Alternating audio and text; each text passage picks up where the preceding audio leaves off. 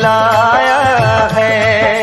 ओ ऊंचे पर्वत पे रानी माँ ने दरबार लगाया। अश्विन माह की शारदीय नवरात्रि का इंतजार लोगों को बेसब्री से रहता है, क्योंकि इस नवरात्रि में उत्सव होता है।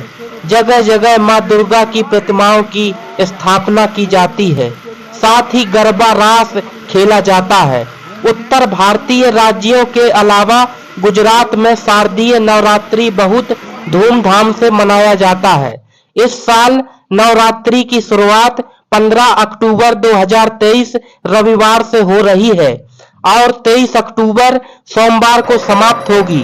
वहीं 24 अक्टूबर 2023 को दशहरा मनाया जाएगा और इसी दिन मां दुर्गा की प्रतिमाओं का विसर्जन होगा।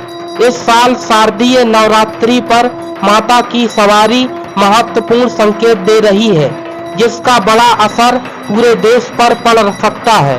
माता के आगमन प्रस्थान की सवारी का निर्णय दिन के आधार पर होता है, यानी कि किस दिन से नवरात्रि शुरू हो रही है और समाप्त हो रही है, उससे माता के आने और जाने की सवारी का पता चलता है। अलग अलग सप्ताह के अलग अलग दिन के अनुसार नवरात्रि में मां दुर्गा का वाहन डोली, नाव, घोड़ा, भैंसा, मनुष्य व हाथी होते हैं। इस बार शारदीय नवरात्रि की शुरुआत रविवार से हो रही है। जब रविवार से नवरात्रि शुरू होती है तो माता का आगमन का वाहन हाथी होता है और माता की हाथी की सवारी अधिक वर्षा का संकेत देती है। वहीं नवरात्रि सोमवार को समाप्त होगी। इसका मतलब है कि माता का प्रस्थान भैंसे पर होगा, जिसे अशुभ माना जाता है। भैंसे की सवारी पर मां दुर्गा का प्रस्थान संकेत देता है कि देश में शोक और रोग बढ़ेंगे। धर्म शास्त्रों के अनुसार यदि नवरात्रि सोमवार या रविवार से शुरू होती है तो मां दुर्गा का वाहन हाथी होता है, जो अधिक वर्षा के संकेत देता है। मंगलवार और शनिवार से नवरात्रि की शुरुआत होने पर मां घोड़े पर सवार होकर आती हैं, जो सत्ता परिवर्तन का संकेत देता है। वहीं गुरुवार या शुक्रवार से नवरात्रि शुरू होने पर मां दुर्गा डोली में बैठकर आती हैं, जो रक्तपात, तांडव, जनधन हानि का संकेत देता है। बुधवार के दिन से नवरात्रि की शुरुआत शुभ मानी जाती है। इसमें मां नाव पर सवार होकर आती हैं।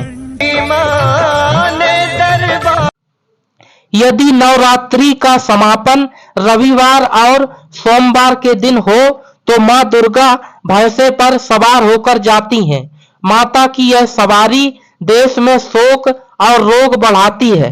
शनिवार और मंगलवार को नवरात्रि का समापन हो तो मां जगदम्बे मुर्गे पर सवार होकर जाती हैं। मुर्गे की सवारी दुख और कष्ट बढ़ाने वाली है। बुधवार और शुक्रवार को नवरात्रि का समापन होने पर मां हाथी पर सवार होकर प्रस्थान करती हैं, जो अधिक वर्षा का संकेत देता है। यदि नवरात्रि का समापन गुरुवार को हो तो मां दुर्गा मनुष्य के ऊपर सवार होकर जाती हैं, जो सुख और शांति बढ़ाने वाला माना गया है। मित्रों, हमारे चैनल कुलदीप परिहार को सब्सक्राइब अवश्य कर देना।